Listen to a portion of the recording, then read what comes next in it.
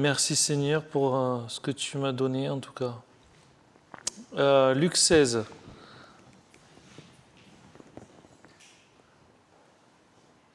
Verset 1. Jésus dit aussi à ses disciples. Donc ça veut dire que Jésus a déjà parlé. Et on ira voir ce qu'il a dit.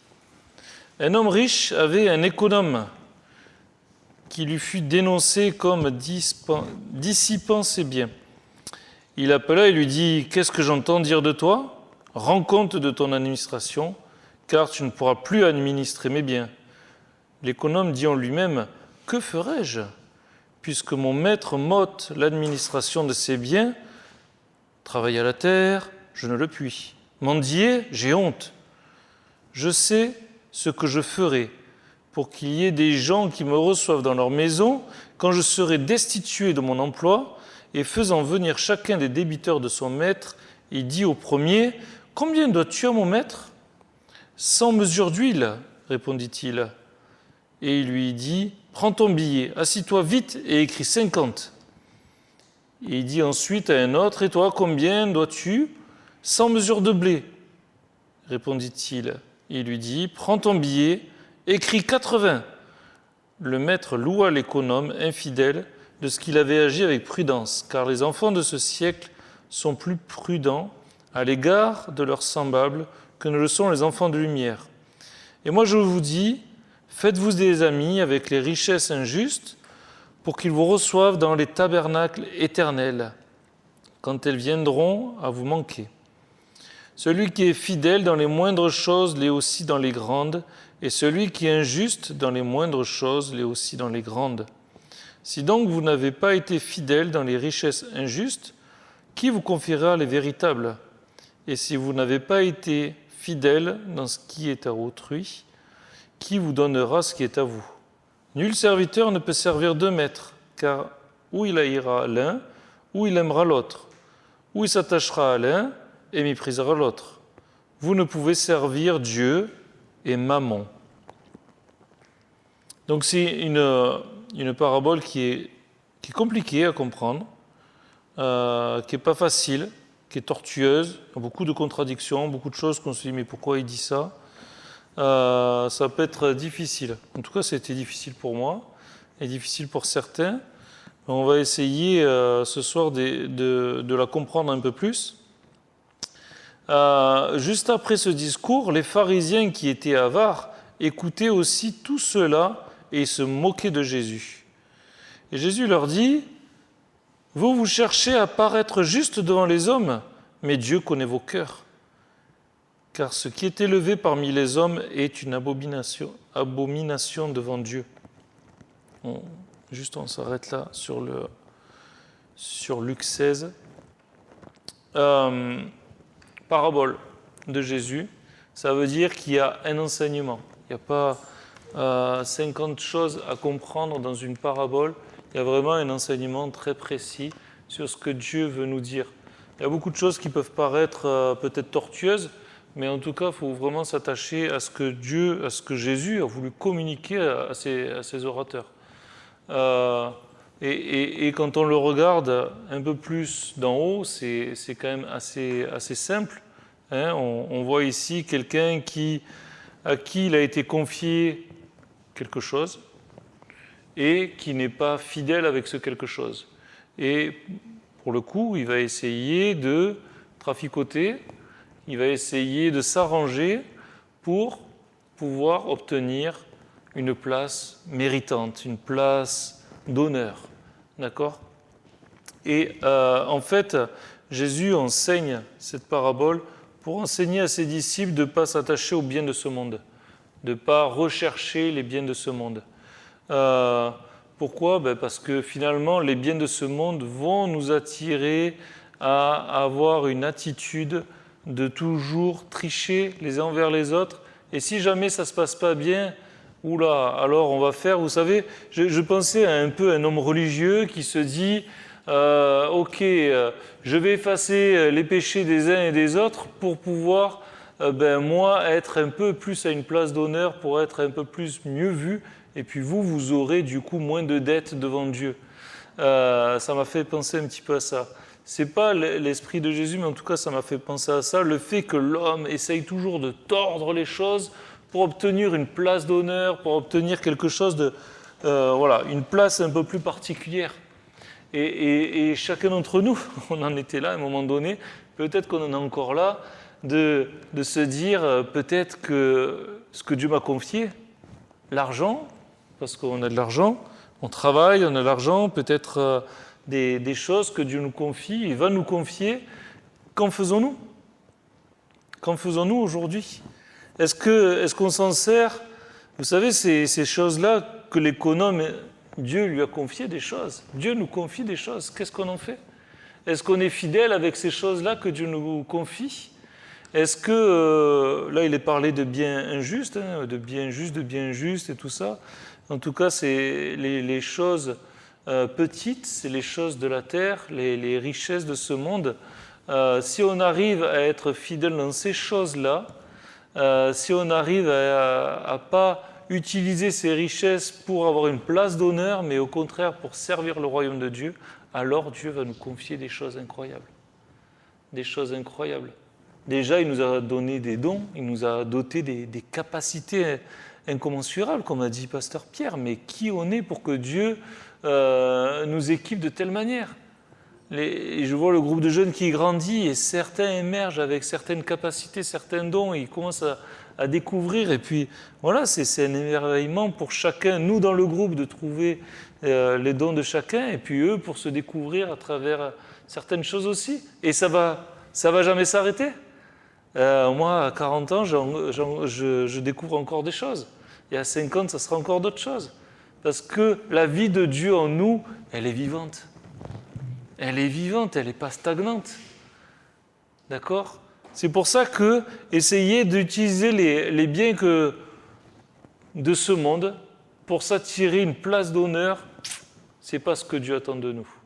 Et vraiment, ce n'est pas la volonté de Dieu. Et eux, les pharisiens, c'est bien ce qu'ils cherchaient, une place d'honneur. Et Dieu dit, Jésus dit, mais Dieu regarde à votre cœur. Qu'est-ce que vous avez dans le cœur ? C'est quoi vraiment votre intention à travers tout ça ? Pourquoi vous faites tout ça ? Pourquoi vous priez devant tout le monde ? Pourquoi ? Pour que vous soyez mieux vus, pour que vous ayez une robe plus belle. Et je comparais un peu ce passage de Luc 16 à Matthieu 25. Donc si vous voulez tourner à Matthieu 25, à partir du verset 14.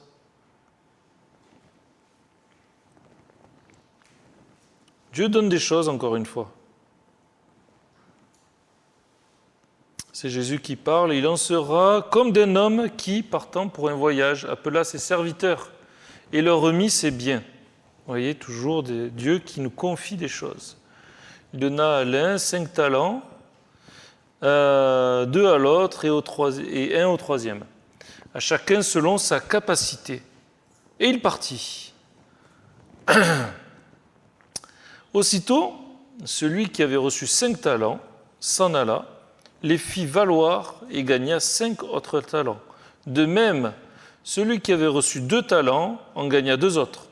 Celui qui n'en avait reçu qu'un alla faire un creux dans la terre et cacha l'argent de son maître.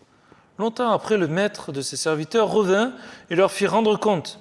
Celui qui avait reçu 5 talents s'approcha et en apportant 5 autres talents et dit « Seigneur, tu m'as remis 5 talents, voici j'ai gagné 5 autres talents. » Son maître lui dit « C'est bien, bon et fidèle serviteur, tu as été fidèle en peu de choses, je te confierai beaucoup. Entre dans la joie de ton maître. » Celui qui en avait reçu 2 s'approcha et lui dit « Seigneur, tu m'as remis 2 talents, voici j'en ai gagné 2 autres. » Son maître lui dit « C'est bien, bon et fidèle serviteur, tu as été fidèle en peu de choses, je te confierai beaucoup. Entre dans la joie de ton maître. » Celui qui n'avait reçu qu'un seul talent s'approcha ensuite et dit « Seigneur, je savais que tu es un homme dur, qui moissonne où tu n'as pas semé et qui amasse où tu n'as pas vanné. J'ai eu peur et je suis allé cacher ton talent dans la terre. Voici, prends ce qui est à toi. » Son maître lui répondit, « Serviteur méchant et paresseux, tu savais que je moissonne où je n'ai pas semé, que j'amasse où je n'ai pas vanné. Il te fallait donc remettre mon argent au banquier, et à mon retour, j'aurais retiré ce qui est à moi avec un intérêt. Ôtez-lui donc le talent et donnez-le à celui qui en a 10, car on donnera à celui qui a, et il sera dans l'abondance, mais celui qui n'a pas, on ôtera même ce qu'il a. » Pareil, des économes. Dieu confie des choses. Dieu nous confie des choses. Dieu met dans notre main des choses. Dieu veut que notre vie soit fructueuse. Dieu veut que notre vie serve à quelque chose. À quoi sert ma vie aujourd'hui ? Toute cette journée que j'ai passée à travailler, à me prendre la tête avec des dossiers, des gens qui étaient compliqués. J'arrive, je suis chargé, je suis occulte. Oui, mais Dieu est vivant. Dieu veut me confier une chose éternelle ce soir. Recevoir sa parole avec beaucoup de joie. Prêcher sa parole avec beaucoup de joie. Et pourtant, peut-être qu'on peut ne pas se sentir digne, pas se sentir accepté, se sentir chargé et lourd, mais Dieu a une œuvre à faire dans notre vie. Et il ne nous laissera pas comme ça. Dieu ne vous laissera pas tranquille. Il veut vivre quelque chose avec vous. Il veut vivre une partie de votre chemin. Vous accompagner, chanter des chants de louange, comme on l'a chanté avec Didier et les Waouh. Se réjouir de ce que Dieu a fait dans notre vie. Et ça, c'est la meilleure chose. C'est notre meilleure part. Ça, c'est la plus belle part, en fait. Jésus nous appelle ce soir à le suivre, à le connaître, à marcher par la foi, à vivre comme un racheté qui a sa robe d'honneur sur ses épaules, lavée dans le sang précieux de l'agneau. Pour ceux qui ont suivi les études bibliques de Bruno, ça va résonner. Pour ceux qui ne les ont pas suivis, écoutez-les. Robe de justice, robe immaculée, qui proclame notre sainteté face à Dieu, qui proclame notre place d'enfant, notre place de personne qui est honorée par le Seigneur. Qui peut nous honorer à part Dieu ? Qui peut nous honorer ? Ah oui, on peut râler parce qu'au travail, on n'a pas la place qu'on veut, parce qu'à l'école, les gens... voilà, peut-être il y a des situations difficiles, mais vous savez quoi ? C'est Dieu qui vous honore. N'attendez pas les honneurs des hommes, parce que les hommes, la seule chose qu'ils peuvent vous donner, c'est des choses vaines, des choses qui vont passer, des choses futiles, de la paille. Et quand je dis des hommes, je dis aussi des femmes. Je dis ça parce qu'il y en a qui rigolent au fond. Comme le monde donne souvent des leçons aux chrétiens sur la façon de conduire sa propre vie, avec prudence en vue de son avenir terrestre. C'est un peu ça aussi la leçon de Luc 16, de se dire « Oh, mais vous les chrétiens, mais vous aussi vous attachez au bien de cette terre et vous cherchez une place, alors que ce que Dieu veut, c'est que ces biens qu'il vous a confiés puissent être utilisés à beaucoup pour qu'ils reconnaissent qui est Dieu. »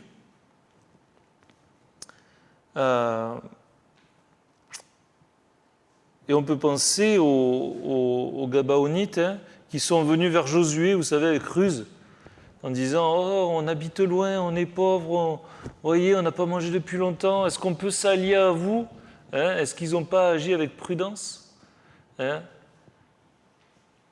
Ils ont agi avec prudence, mais pour tromper un peu. Mais ils avaient compris qu'il y avait une richesse dans ce peuple. Mais ils ne voulaient quand même pas être détruits par ce peuple puissant, alors qu'ils habitaient juste à côté. Et est-ce que le peuple d'Israël, eux, ont agi avec prudence ? Ben non. Ils n'ont même pas cherché la volonté de Dieu. C'est « Ah ben oui, ben venez, on va s'occuper de vous. » Oui, c'est gentil, mais ce monde n'est pas gentil avec nous. Où est la volonté de Dieu dans ce qu'on fait aujourd'hui ? Certainement, ça peut être gentil de faire une chose, de faire une autre chose. Vous savez, il y a plein de choses qui vont être bien à faire dans notre vie. Mais où est la volonté de Dieu pour nous, concrètement, réellement ? Dieu nous a confié des choses. Dieu nous a donné des talents. Il ne faut pas les laisser à la terre, creuser un trou, cacher le talent de Dieu et dire, quand je serai au ciel, « Hé Seigneur, tu m'en as donné un, mais tu sais quoi, la vie était tellement belle à vivre sans toi. Voilà ton talent que tu m'as donné. » Waouh! Et c'est ça que ça voudra dire. Hein? Alors que peut-être celui qui aura 5 talents, et peut-être que ce sera celui qui aura beaucoup de talents qui dira ça au Seigneur. Hein? Parce que Dieu le met un peu dans ce sens-là, mais peut-être que ce sera celui qui a un talent qui le fera fructifier. Ne gâchons pas les talents de Dieu. Ne gâchons pas les talents de Dieu. Vraiment. Vous savez que le monde, lui, nous regarde d'une manière spéciale. Hein? Et comment Dieu nous regarde? Comment Jésus nous regarde?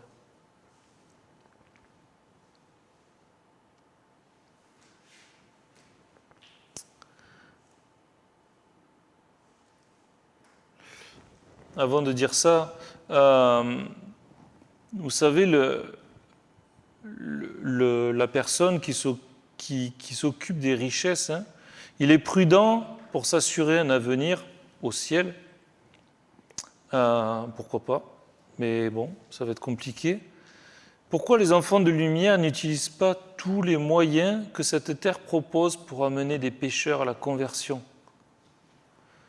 Pourquoi faisons-nous comme le frère du fils prodigue, en boudant? Parce que son frère est racheté, il reprend sa place, son rang. Hein, on dirait que c'est comme s'il le savait d'avance qu'il allait arriver. Hein, c'est comme Jonas qui doit prêcher à Ninive et il dit « Mais Seigneur, si je prêche là-bas, mais ils vont tous se convertir. Hein » Mais finalement, on vit comme le frère du fils prodigue. On vient dans l'église, on est là, on est bien avec Jésus, tout ça, avec le Père, ça se passe bien. Mais non, mais vivons une vie intensive avec Dieu. On sait que quand on va ouvrir la bouche, il y a peut-être des personnes qui vont se convertir, des villes qui vont se repentir. Il y a une œuvre qui va être faite, quelque chose d'incroyable qui va être fait.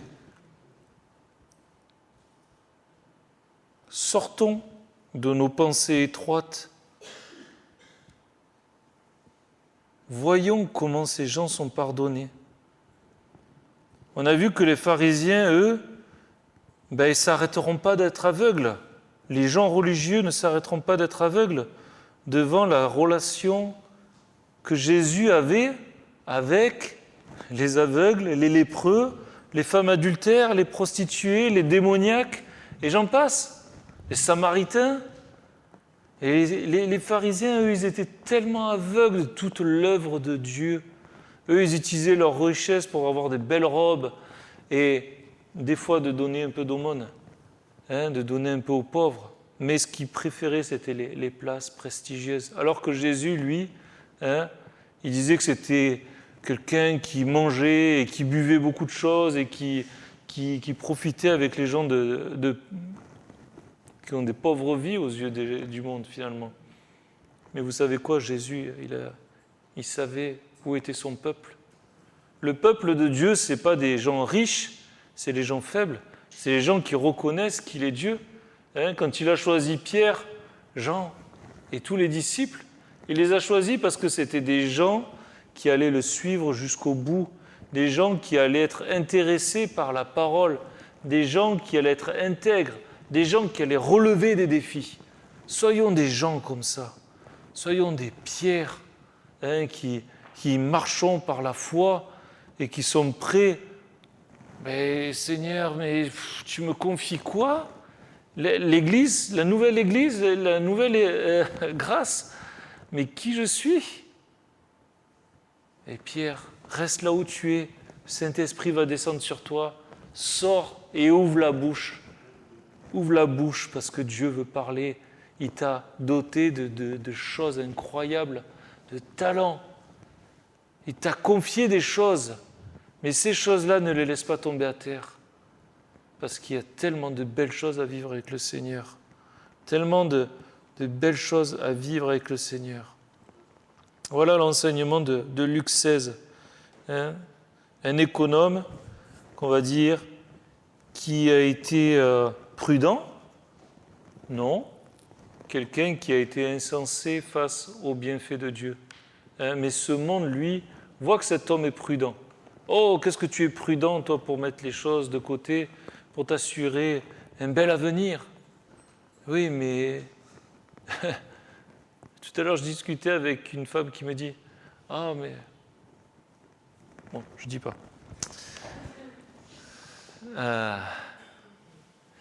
En tout cas, Ok.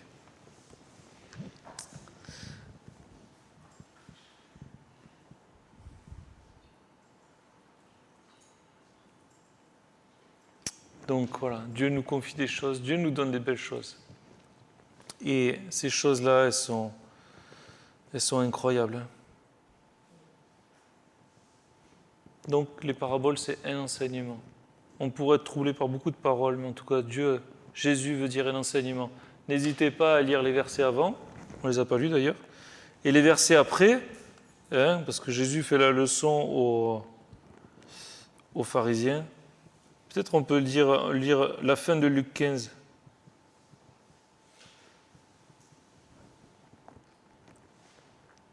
Donc ça parle du fils prodigue, Luc 15. C'est pour ça que je vous ai aussi parlé de Luc 15. Mon enfant, lui dit le Père, il est toujours avec toi. Tu es toujours avec moi. Et tout ce que j'ai est à toi. Mais il fallait bien s'égayer et se réjouir parce que ton frère que voici était mort et il est revenu à la vie parce qu'il était perdu et qu'il est retrouvé. Et comment on ne peut pas se réjouir quand quelqu'un comme ça était loin de Dieu et il revient? Ben oui, mais moi j'étais là à l'église tous les jours et puis Seigneur, tu ne me parles pas. Je prie, Seigneur, tu ne me parles pas. Seigneur, je suis un chrétien fidèle et pourtant j'ai l'impression que ma vie, elle n'a pas de fruits, que tu ne bénis pas ma vie. J'ai l'impression qu'il ne se passe rien dans ma vie. Et oui, mais tu vois, celui-là, il était perdu, il revient. Réjouissons-nous ensemble. Ta vie va avoir du poids, va avoir de la saveur parce que tu vas te réjouir des œuvres que Dieu fait dans tes frères et sœurs. Et à ce moment-là, tu comprendras la profondeur, tu comprendras la grâce de Dieu, tu comprendras comment Dieu peut toucher ton cœur à toi aussi. Sois pas un pharisien, sois un Jésus qui va vers un aveugle, qui va vers une prostituée, qui voit le trésor dans la vie des autres. Sois un Jésus, sois un Pierre, sois un Josué qui se fortifie, qui prend courage et qui affronte des géants. Sois un Caleb qui, vieux, très vieux, veut encore conquérir des territoires pour le Seigneur. Sois un Moïse qui s'approche d'un buisson ardent. Sois un Noé qui entend des choses et qui construit un bateau pendant des années et des années et des années, malgré l'ambiance autour. Ces gens-là n'ont pas hésité à marcher par la foi, n'ont pas hésité. Et nous pouvons être des gens qui n'hésitons pas de marcher par la foi avec le Seigneur, parce que le Seigneur nous dit des choses, le Seigneur nous confie des choses, et nous ne sommes pas en reste. N'attendons pas que, je ne sais pas, en tout cas, Dieu est bon. Dieu est très bon. Et ne pensons pas autre chose. Ne pensons pas autre chose dans notre cœur. Parce qu'il est très bon, notre Dieu. Amen. Seigneur Jésus, peut-être l'équipe de louange, pouvez-vous remettre en place, on peut chanter un autre chant, peut-être Didier, un chant que tu as à cœur. Seigneur, merci Père, parce que malgré notre petitesse, malgré nos incapacités, malgré qui on est dans nos pensées, toi tu nous vois comme des vaillants héros, comme des Gédéons, Et peut-être, Seigneur, on se voit trop petit. Et toi, tu veux qu'on combatte des géants par la foi. Parce que c'est ça notre vie. C'est marcher de foi en foi. Et si l'on croyait ce que tu peux faire à travers nous, alors il y a tellement de choses qui pourraient se faire. Et ce n'est pas simplement des rêves, Seigneur, c'est des actions, c'est des choses que je veux que sortent de ma bouche, Seigneur. Demain, l'évangélisation, après-demain, l'évangélisation, demain au travail avec mes collègues, ce soir avec mes enfants, avec mon mari, avec ma femme, avec mes parents.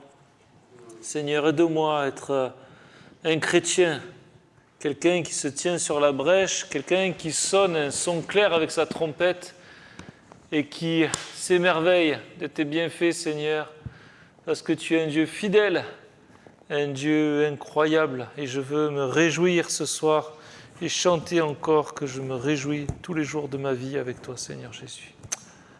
Amen.